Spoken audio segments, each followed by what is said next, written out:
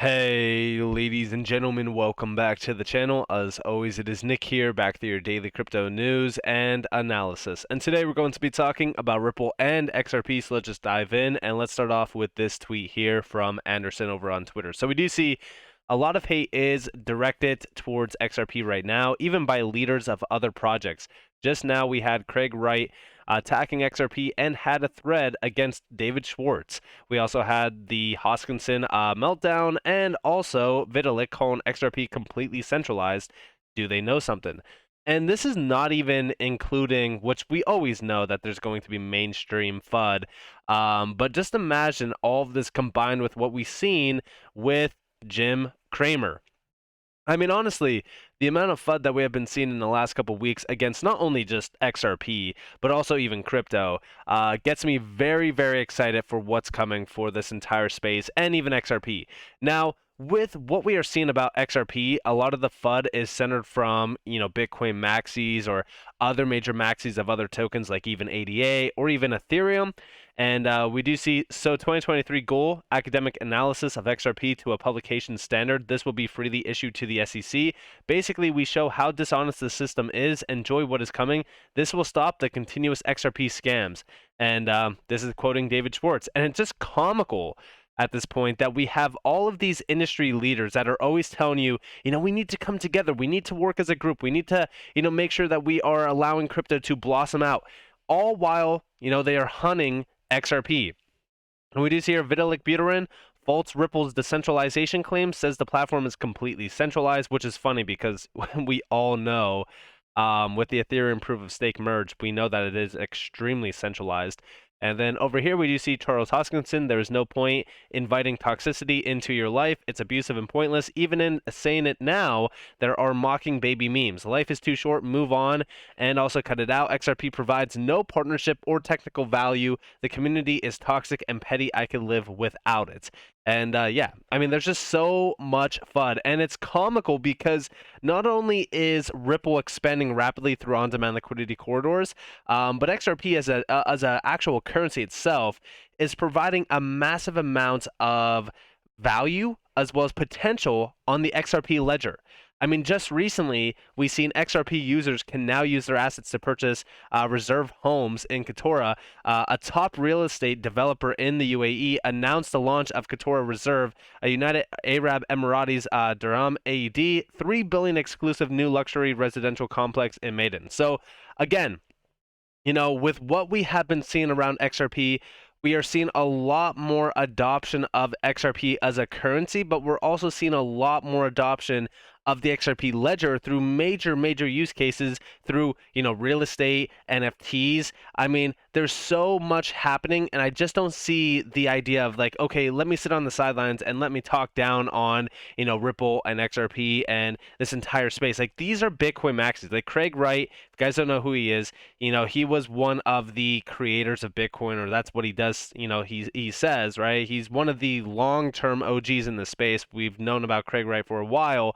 And it's just funny that all of this is coming out of the woodwork at like a perfect time. Now, why do I think that they are hating on XRP? Why do I think that there's so much hate towards XRP? Well, I think it's because they all know what's coming, right? We look at what's happening around this sector. We know that at some point in time, 99%, and I've even argued that it could be 99.9% of the crypto projects in the space are going to go to zero. And we do see from Derek Mensch over on Twitter, we do see if 99% of crypto projects go to zero, that leaves 221. In my opinion, people that say big market caps could never reach a certain price, they may want to think again. The outflow of money from those dead 21,982 projects and growing will have to go somewhere. And yeah, I do think that there's going to be a cascade amount of value driven from these other dead tokens and projects coming over to a token that could have regulatory clarity. Remember, right? This is the biggest fear around XRP is the fact that like XRP, yes, it's in a lawsuit against the SEC, but it's also in a lawsuit against an agency that we know is trying to hide a ton of information, we know that there's so much evidence that they have tried to put away so that the public can't see it because of how damning it is for the entire agency and the individuals that work at the agency. So as we look at this, right, what are those projects that are going to go to zero after this? What are those projects that have the possibility of being in the crosshairs of the SEC next? Ethereum is one of them. We know Ethereum is 100% one of them after the merge to proof of stake, right?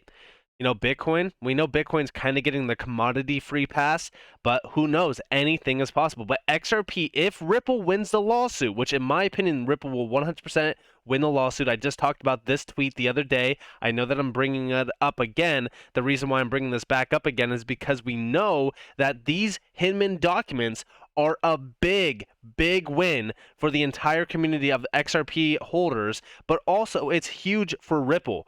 And you know, if these do see the light of day, this could be the biggest thing in this entire lawsuit that could not only provide a massive opportunity for XRP holders, but it could be big enough for an entire favored choice of Ripple to win this case.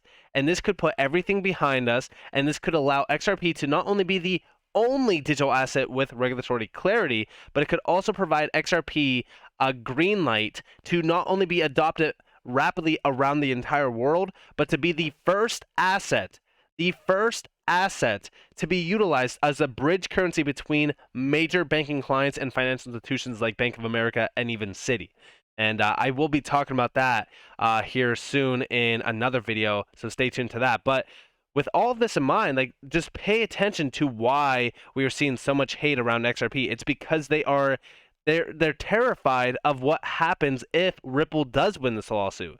And I do think that they will. Like I said, Gary Gensler has been hiding a ton of information and a ton of evidence from the public for so long. And it's not just Gary Gensler, it's the entire SEC.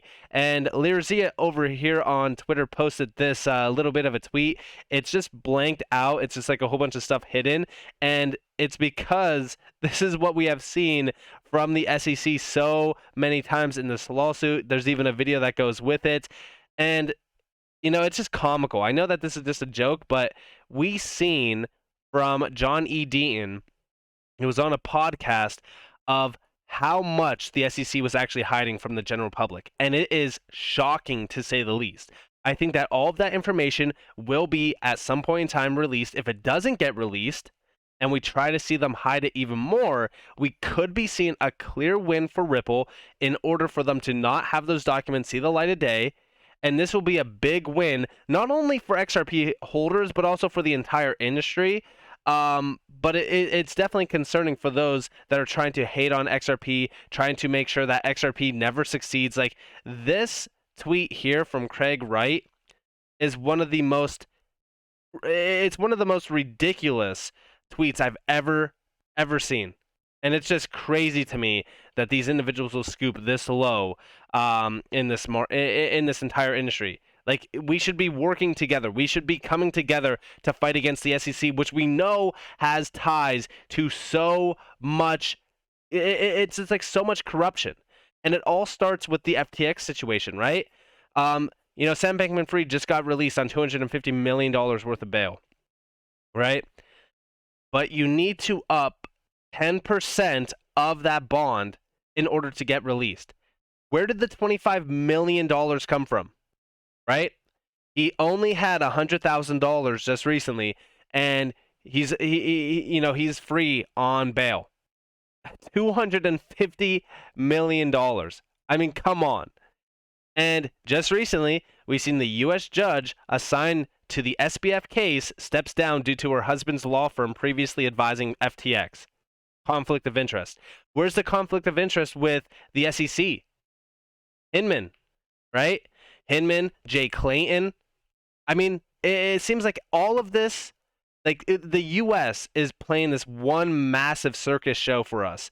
And it's playing at such a rapid pace in front of our faces. In the last 2 years, we have seen, you know, just ridiculous actions from the SEC, ridiculous actions from the U.S., and it all stems from corruption. And here we have from Nerd Nation Unbox, history never repeats, but it sure rhymes. 2011 MF Global Collapse. CFTC Chair Gary Gensler, GC Dan Berkowitz, CEO of MF Global John Corzine, who was the major donor for the Democrats. Corzine lobbied Gensler. Gensler accused of using personal email. CME groups, Duffy said Corzine knew. And here you guys have it. So I did not instruct anyone to lend customer funds to MF Global or any of its affiliates. And he also said he didn't know about the use of customer funds on any loan or transfer. Corzine made his first public appearance since Terrence Duffy, the CME Group Inc. executive chairman, alleged Tuesday that he might have known about this $175 million transfer. And then here you guys have the FTX collapse. Again, SEC Gov Chair Gary Gensler, GC, Dan Berkovitz, FTX CEO, SBF, was a major Democratic donor. SBF lobbied Gensler and his staff at the SEC. Gensler accused of using personal email. CME, like, you cannot make this stuff up. You seriously cannot make this stuff up. Like, this is why I say, like, this is one massive circus show playing out before our eyes. And this is what we need to fight against. We don't need to fight each other in this entire market. You know, XRP, Ethereum, Bitcoin. Do I really care about which one is better? Do I really care about, if XRP is way more efficient than Bitcoin or Ethereum? No, absolutely not. We know that the technology speaks for itself. We know that the facts speak for itself. I'm not going to sit here and say, Bitcoin and Ethereum are absolute garbage. I'm never even touching Bitcoin or Ethereum. I'm all XRP. I'm an XRP. Maxi XRP is the only one. No. And you guys know that I'm not like that. I love XRP. I love the technology behind it. I love the facts behind it in terms of the tech. And I do think that XRP is an incredible asset. I think that's an incredible opportunity. I think that Bitcoin paved the way for assets like XRP to be realized in. I think that Ethereum has opened the door for many other tokens, ERC20 tokens to be specific, to be realized in as well. But at the end of the day, we shouldn't be arguing and fighting against each other. This space is so divided. And it's such a big issue because we should be fighting against this. We should be fighting against Gary Gensler. I mean, here you guys have, back in August 26, 2021, Mark Wetjen emailed CFTC Chair Rostin Benham concerning an urgent matter pertaining to Ledger X. He gets that meeting the same day at 6 p.m. The very next day, Gary Gensler meets with Wetjen, and 3 days after, it's announced that FTX will acquire Ledger X. And here you guys have all of that information outlined in front of you. Like, these are immediate meetings, discussions, and actions taken from the SEC. Yet here we are, 2 years down the road, in this XRP lawsuit, demanding answers, demanding some sort of action, and getting thrown to the side and feet being dragged, while overseas we are seeing massive moves being made around crypto regulatory clarity, crypto regulatory frameworks, crypto adoption, crypto use cases. There's so many, major trials being done around crypto technology, and the US is still dragging their feet. But if you go there and you say, hey,